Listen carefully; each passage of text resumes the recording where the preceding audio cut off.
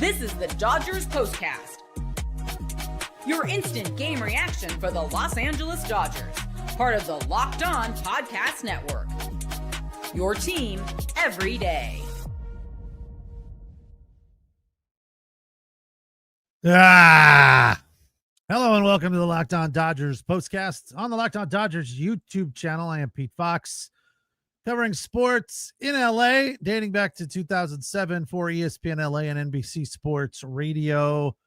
The Locked On Dodgers Postcast comes on after the game and we break it down for you. Instant reaction, which tonight is again filled with frustration.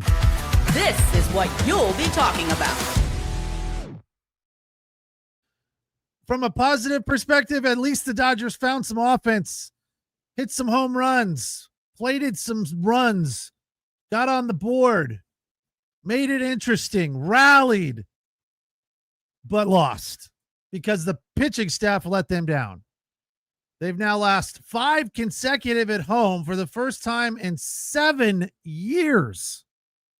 That is surprising. This funk they're in right now is ugly. They also usually win games when they put up 4-run innings like they did in the third. 4 or more in an inning. Their record is now 24-4. Sorry, 24-4. So usually those 4-run innings or more lead to victory, lead to them rallying and getting it done. Not tonight. The pitching was just not there.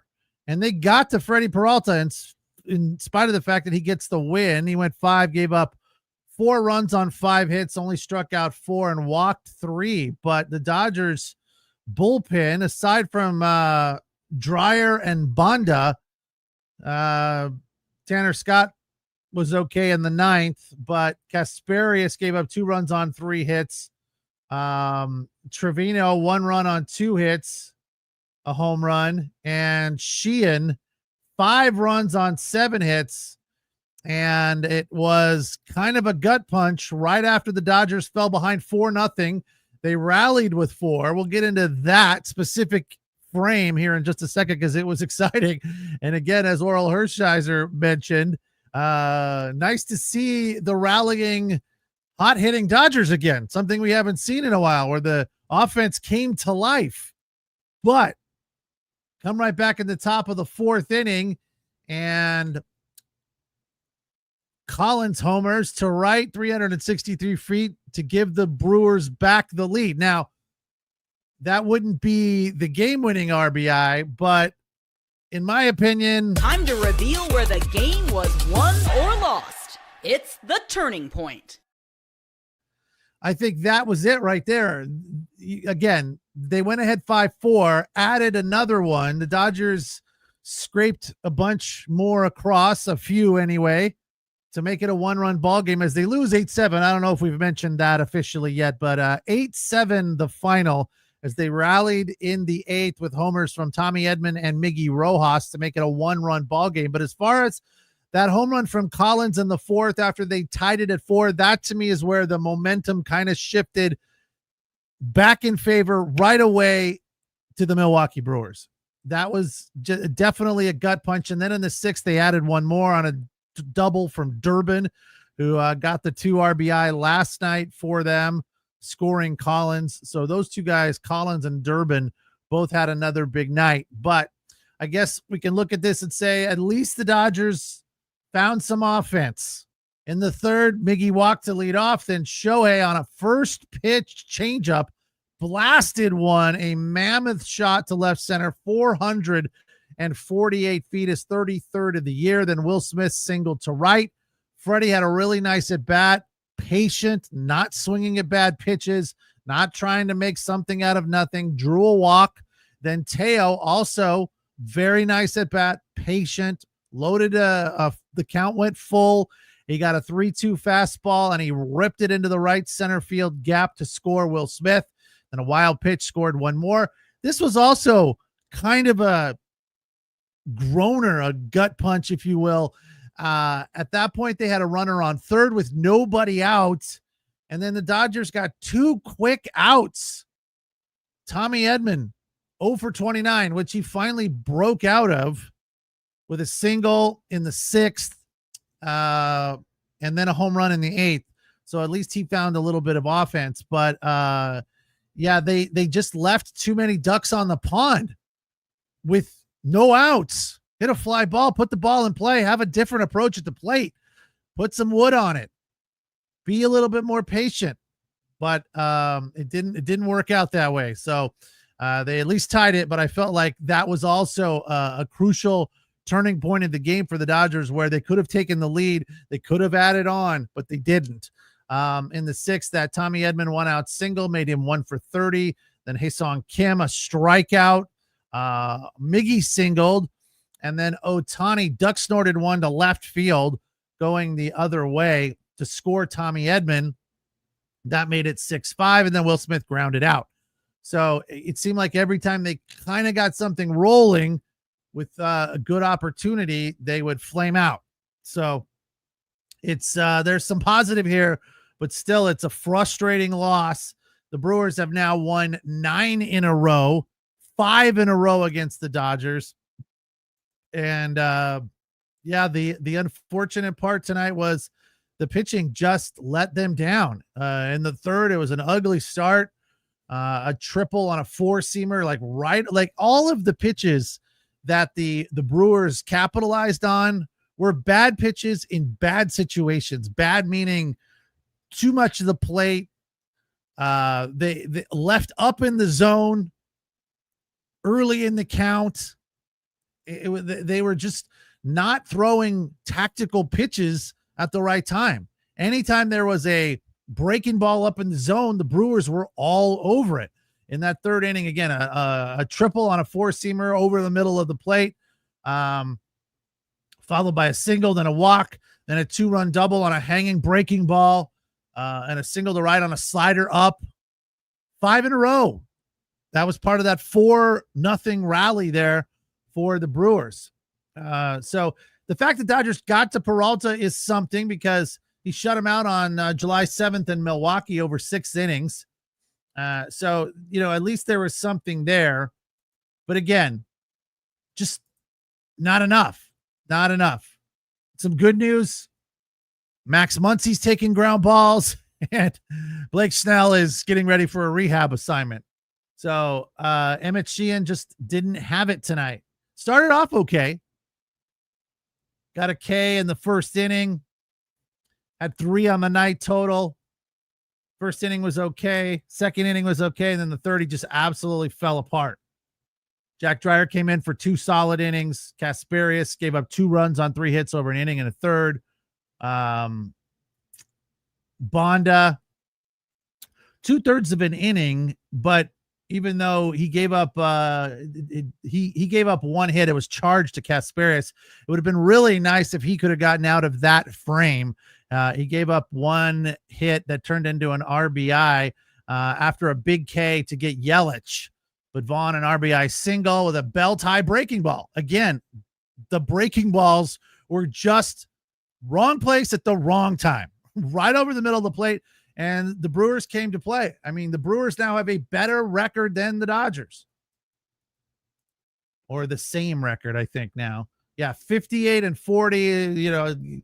Dodgers are 58-41. So the Brewers have overtaken them for a better record percentage-wise after this 9-game winning streak that they're on. And the Dodgers still floundering, but at least there was some offense tonight.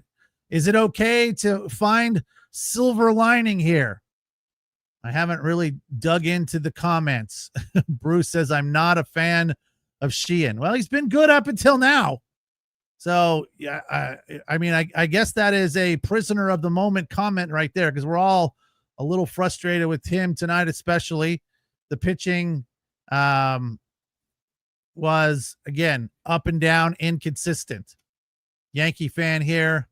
Trevor McGill is better than every Dodger bullpen arm. That's tough to argue, and he's blasting triple digits up there, 101. Yeah, they have a good bullpen. There is no doubt. As I said, Dodgers probably could use a little help in the bullpen. as they head towards the trade deadline. 8-7 the final tonight. They've lost 5 in a row at home for the first time in 7 years. Brewers have won 9 in a row. The Dodgers got to find some life tomorrow with Clayton Kershaw on the mound. We'll take the break. It's the Locked On Dodgers postcast on the Locked On Dodgers YouTube channel, the place to hang out when every game is done. Tonight's episode of the Locked On Dodgers postcast is brought to you by FanDuel. Summer sports in full swing, whether you're into baseball this time of year under the lights, the final major of the year on the golf calendar, the Open Championship, which of course is going on in Royal Portrush, Northern Ireland. Scotty Scheffler, a comfortable lead. He'd have to really kind of unravel and fall apart to not win that one tomorrow.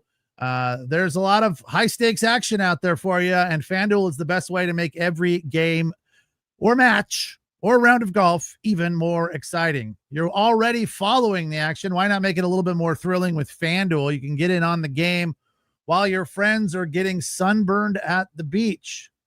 Why are they getting sunburned? Why aren't they wearing their sunscreen or a hat or laying under an umbrella? Do all of those things because skin cancer is dangerous. But FanDuel definitely makes watching sports a lot more fun and exciting. And if you're new to FanDuel, new customers can bet $5 and get $150 in bonus bets if your first bet is a winner. So open the FanDuel app today or visit FanDuel.com to get started.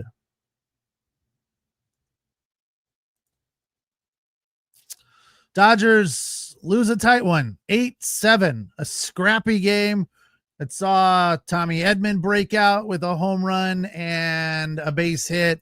Shohei Ohtani, I guess, do we give Shohei Ohtani player of the game honors? This is the Locked On Player of the Game.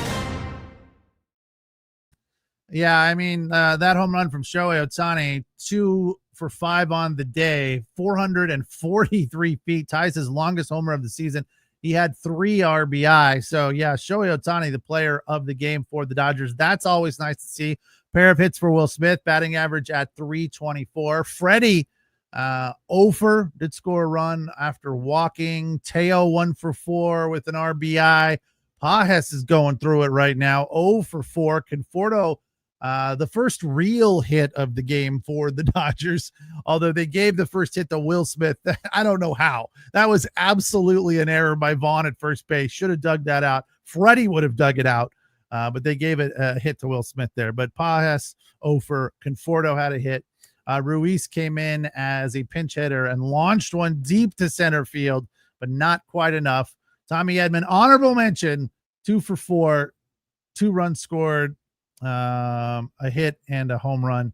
Haesong going through it a little bit. All you people that think that Haesong is the panacea for the Dodgers, that he needs to be in there all the time because when he is in there, they win. Well, that would not be the case today. 0 for 4, 2 Ks, and not a good night for him. But Miggy Rojas, 2 for 3, 2 runs scored, a home run. He's pretty hot right now. 3 home runs in his last 7 or 8 games. Batting average at 261, on base 308, and slug at 440. So Miggy's taking care of business. That's nice to see. Mookie had the night off tonight, just a night to rest. Dave felt that he was just kind of not ready to be out there tonight, even after the All-Star break. So a bit strange, but I think we all can agree that is something the Dodgers need to do more of. I wouldn't be surprised at all or have a problem at all if they gave Freddie a random night off here or there. Those things help guys in the long run, especially when they're struggling. Freddie right now is starting to find his way. 3 games in a row with an extra base hit. So it's not what we're used to seeing from Freddie, but it's getting better. Mookie still struggling. Ohtani's been struggling. It was nice to see him tonight get a base hit, a couple of base hits with a home run, hit the ball hard on one other play. Vaughn made a great play at first base to snag one. Teo needs to turn it up a notch and find some rhythm. He is going through it as well, but hit the ball hard tonight.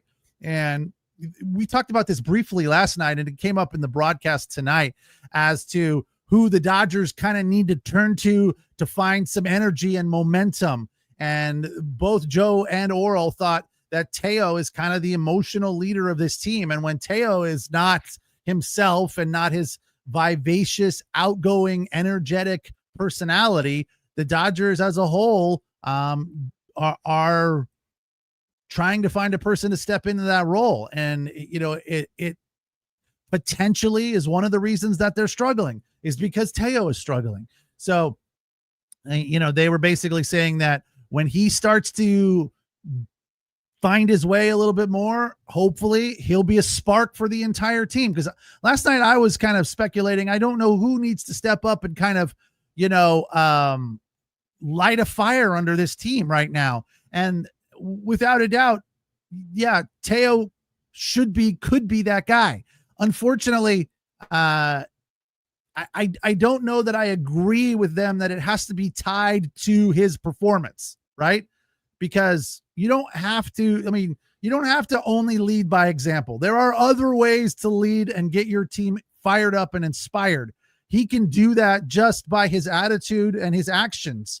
He doesn't necessarily have to be ripping the cover off the ball to inspire the team and fire them up. But that's kind of what their assertion was, that when he's hitting the ball, the energy is there and the team feeds off of that, which is not wrong. But look, there needs to be somebody on this team right now to kind of crack a whip and say, hey, this is just not okay, unless we don't want to make a run at defending, right? So tonight was better. Lots of offense. This is not a game where you look at it and say, all right, let's just turn the page. There was plenty to feel good about here. Unfortunately, the starting pitching wasn't there tonight, and a little bit surprising because, it was the last few times we've seen Sheehan go out there, he's performed and produced, and we've all been pleasantly surprised, including Doc. They all have been on board with EMMETT Sheehan and trying to find a place for him in this rotation as dudes are getting healthy. Now that Tyler Glasnow is back, Sasaki is right around the corner. As I said, Blake Snell going for a rehab assignment, so he'll be back sooner before later. So, I feel like this is a crucial time right now. They got to find some momentum. They got to find some rhythm. They can't keep losing to the Milwaukee Brewers because they'll run into them in the postseason, and you don't want them to have. I mean, they've already won the season series against the Dodgers, have the Brewers. So tomorrow is just a game for them to save face. Hopefully Kershaw can come out